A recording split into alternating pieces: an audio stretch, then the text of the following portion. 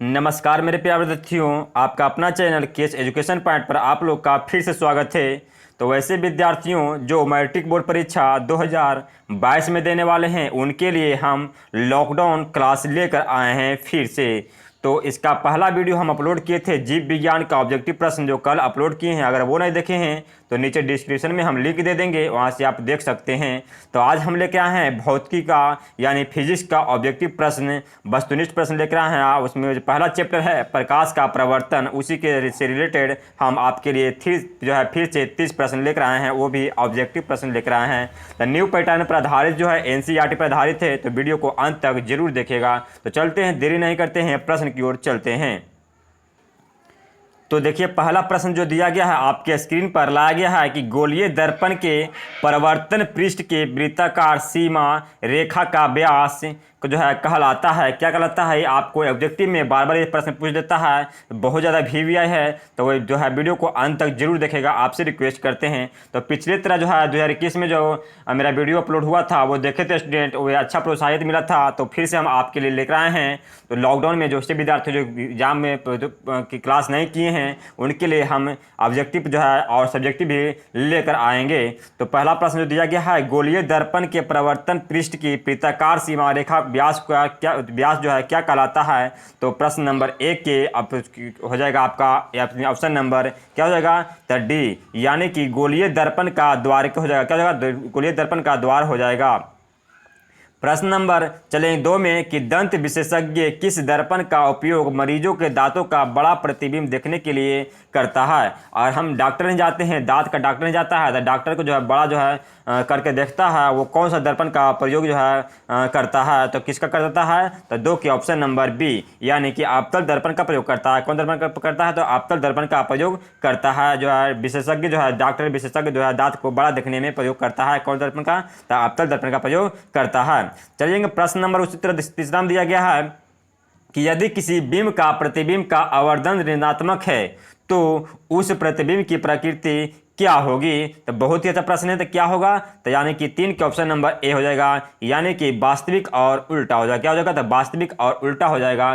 तो हम आपके लिए वैसा प्रश्न लेकर आए हैं जो सटीक और सबसे अच्छा प्रश्न लेकर आए हैं, जो एग्जाम में बार बार पूछता है, आपको एग्जाम में बार बार देता है, उसी को हम प्रश्न लेकर आए हैं। तो वीडियो को अंत तक जरूर देखेगा। अगर आप लोग क्लास नहीं किए हैं तो कोई बात नहीं, मेरे वीडियो से बन रही है, हम आप तक जो है अच्छा से अच्छा क्वेश्चन पहुँचाएंगे। जो बार बार क्वेश्चन प्रश्न आता है आपके एग्जाम में, उसी प्रश्न हम रिवाइज करवा रहे हैं। तो हमें उम्मीद होगा कि आप लोग अच्छी तरह से देख रहे होंगे। अगर मेरे चैनल पर नए हैं तो सबसे पहले मेरे चैनल को सब्सक्राइब कर लीजिए और बेल आइकन दबाना न भूलिएगा। प्रश्न नंबर 4 में दिया गया है कि निम्नलिखित में से कौन उत्तल दर्पण की फोकस दूरी है जिसकी वक्रता त्रिज्या जो है 32 सेंटीमीटर होगा। तो क्या होगा, तो 4 के ऑप्शन नंबर सी, यानी कि 16 सेंटीमीटर प्लस में हो जाएगा, यानी 16 दूनी 32, यानी कि आपको जो त्रिज्या का आधा डायरेक्ट आधा हो जाता है। तो प्रश्न नंबर आगे चलेंगे, 5 नंबर दिया गया है कि परिवर्तन के नियम से निर्धारित होता है। तो परिवर्तन के नियम से निर्धारित होता था किस में होता है, तो ऑप्शन नंबर ए, यानी कि आप जो है आपतन कोण से होता है परिवर्तन। यहाँ पर हो जाएगा परिवर्तन कोण, क्या हो जाएगा, तो यहाँ पर हो जाएगा परिवर्तन जो है कोण हो जाएगा, परिवर्तन कोण हो जाएगा। यहाँ पर परिवर्तन कोण हो जाएगा, यानी कि परिवर्तन नियम के निर्धारित करता है, आपतन कोण से परिवर्तन कोण का निर्धारित करता है। उसी तरह जो है प्रश्न नंबर 6 में दिया गया है कि हवा निर्वात में प्रकाश की चाल होती है। तो बहुत ही वीवीआई प्रश्न है, ये बार बार आपको एग्जाम में पूछ देता है। वैसा प्रश्न जितना भी हम करवा रहे हैं आपके लिए बहुत ज़्यादा वीवीआई है, तो वीडियो को अंत तक जरूर देखिएगा अगर अच्छा नंबर लाना है। तो हवा जो है निर्वात में जो प्रकाश की चाल कितना होता है, तो यहाँ पर दिया गया है ऑप्शन नंबर क्या हो जाएगा, तो 6 के ऑप्शन नंबर ए हो जाएगा, यानी कि क्या हो जाएगा, तो 3 गुने 10⁸ मिनट प्रति सेकेंड हो जाएगा। क्या हो जाएगा, तो 3 गुने 10⁸ मिनट प्रति सेकेंड हो जाएगा, यहाँ पर 8 हो जाएगा। तो हमें उम्मीद होगा कि आपको समझ में आ रहा होगा। चलेंगे उसी तरह हम देखें 7 नंबर प्रश्न में कि प्रकाश जो है किस तरह का तरंग का उदाहरण है। तो प्रकाश किस तरह का तरंग का उदाहरण है, तो 7 के ऑप्शन नंबर हो जाएगा क्या, तो 7 के ऑप्शन नंबर बी, यानी कि विद्युत चुंबकीय तरंग का उदाहरण किसका है, तो विद्युत चुंबकीय तरंग का उदाहरण है। प्रकाश क्या है, तो विद्युत चुंबकीय तरंग का एक उदाहरण है।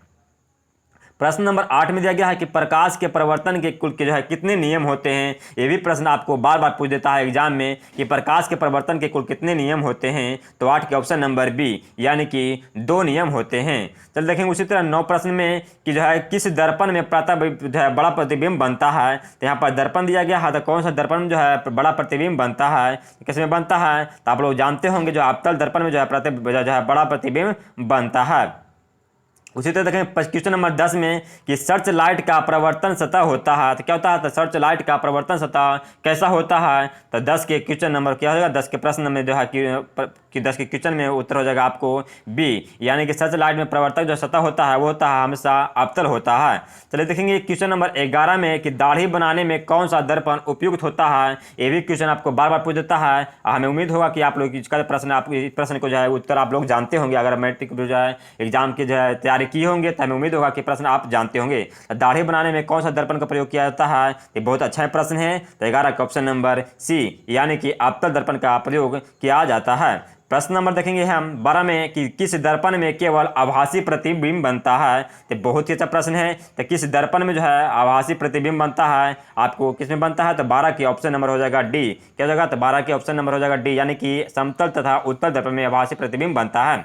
क्वेश्चन नंबर 13 में कि समतल दर्पण में प्रतिबिंब की प्रकृति क्या होती है। समतल दर्पण जो बनता है उसमें प्रतिबिंब जो बनता है उसका जो प्रकृति कैसा होता है। तो 13 की ऑप्शन नंबर क्या होगा, 13 के ऑप्शन नंबर हो जाएगा आपका डी, यानी कि आभासी और बराबर होता है। क्या होता है, तो आभासी और बराबर होता है, यानी समतल दर्पण में प्रतिबिंब जो बनता है उसका प्रकृति होता है आभासी एवं बराबर होता है।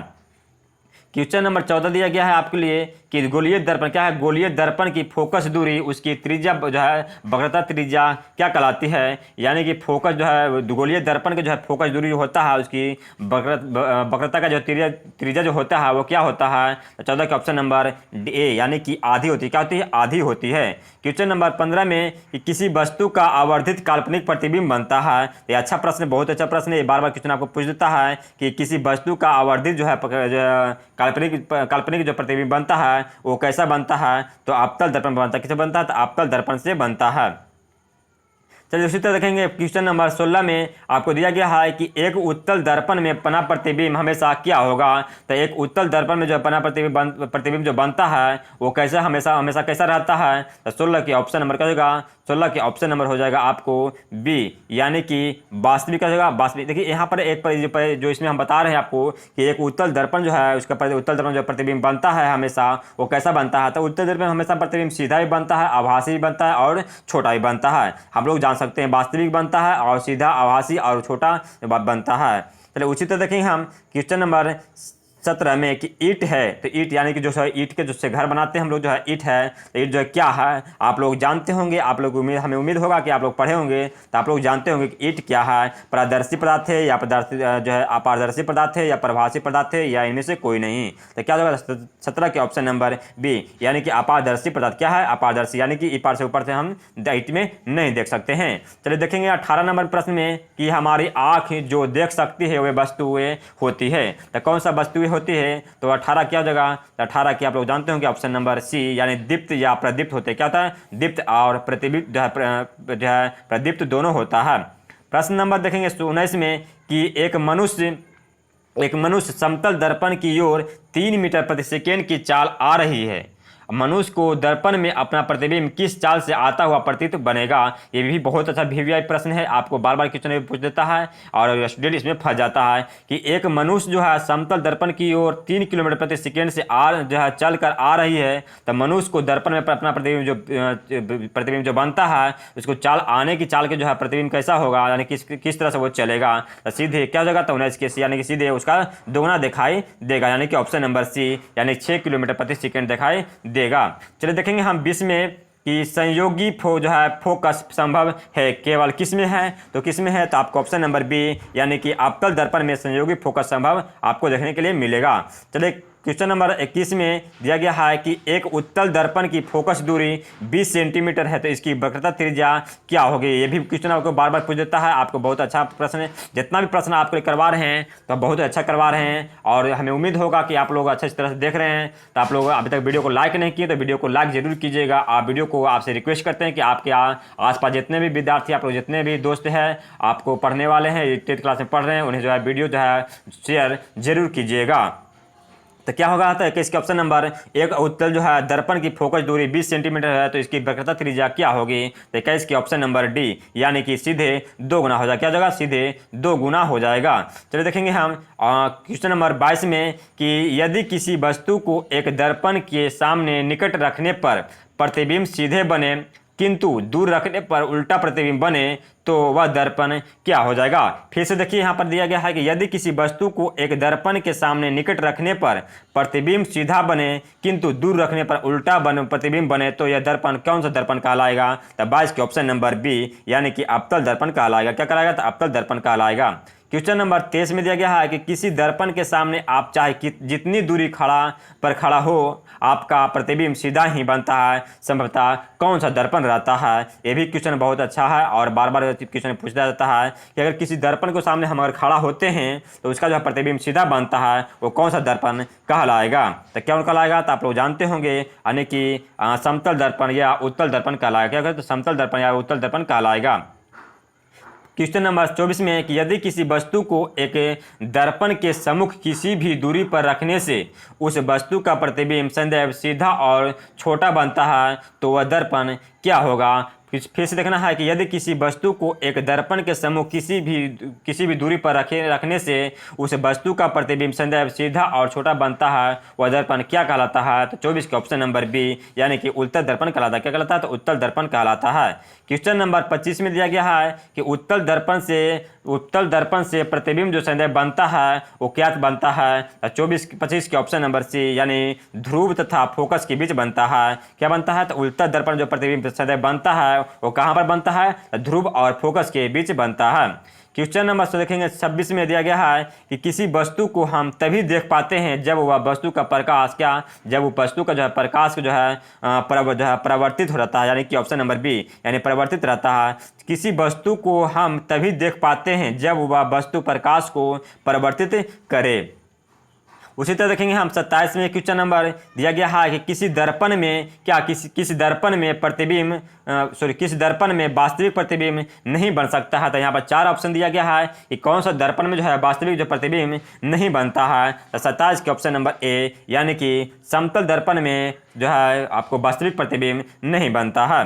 क्वेश्चन नंबर 28 में दिया गया है कि अवतल दर्पण के फोकस से चलती है क्या। अवतल दर्पण के फोकस से चलती किरणें परावर्तन के बाद क्या हो जाता है। तो परावर्तन के बाद जो है आपको प्रधान अक्ष के समानांतर हो जाती है। क्या होता है, तो प्रधान अक्ष के समानांतर हो जाती है। उसी तरह देखेंगे क्वेश्चन नंबर 29 में कि क्या समतल दर्पण में बने प्रतिबिंब को पर्दा पर उतारा जा सकता है। यहाँ पर बहुत अच्छा प्रश्न है कि क्या समतल दर्पण में बना प्रतिबिंब जो है पर्दा पर उतार सकते हैं या नहीं उतार सकते हैं। तो क्या हो जाएगा, आपको क्वेश्चन 29 क्वेश्चन नंबर हो जाएगा, ऑप्शन नंबर हो जाएगा बी, यानी कि हम नहीं उतार सकते हैं। आज का लास्ट प्रश्न जी हम लेकर आए हैं आपके लिए, ये है कि प्रकाश की एक किरण किसी समतल दर्पण पर 60 डिग्री का कोण बनाते हुए टकराती है तो उसका प्रवर्तन कोण क्या बनेगा। बहुत ही वीवीआई है आपके लिए और आपके एग्जाम के लिए, इसलिए कहते हैं जितना भी हम प्रश्न करवा रहे हैं आपको बहुत ज़्यादा इंपॉर्टेंट है। लॉकडाउन में जो भी विद्यार्थी नहीं किए हैं क्लास, उनके लिए अति महत्वपूर्ण मेरे वीडियो है, और वीडियो से आपसे रिक्वेस्ट करते हैं कि वीडियो को शेयर करना न भूलिएगा। तो प्रकाश की एक किरण किसी जो है समतल दर्पण पर 60 डिग्री का कोण बनाते हुए टकराती है तो उसका जो है प्रवर्तन कोण क्या बनेगा। तो 30 का ऑप्शन नंबर बी, यानी कि सीधे आधा बन जाएगा, यानी 30 डिग्री बन जाएगा।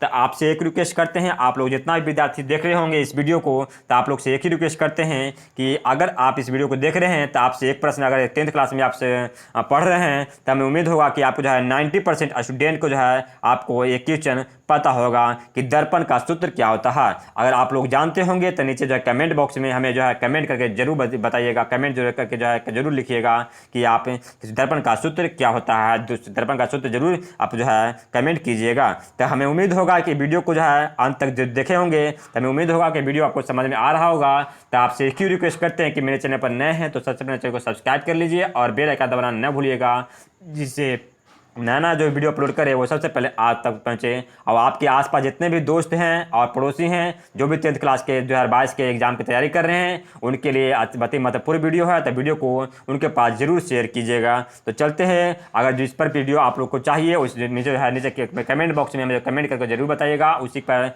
सब्जेक्टिव ऑब्जेक्टिव हम प्रश्न लेकर आएंगे। तो चलते हैं मेरे विद्यार्थियों, अगले वीडियो में मिलेंगे, तब तक जय हिंद जय भारत।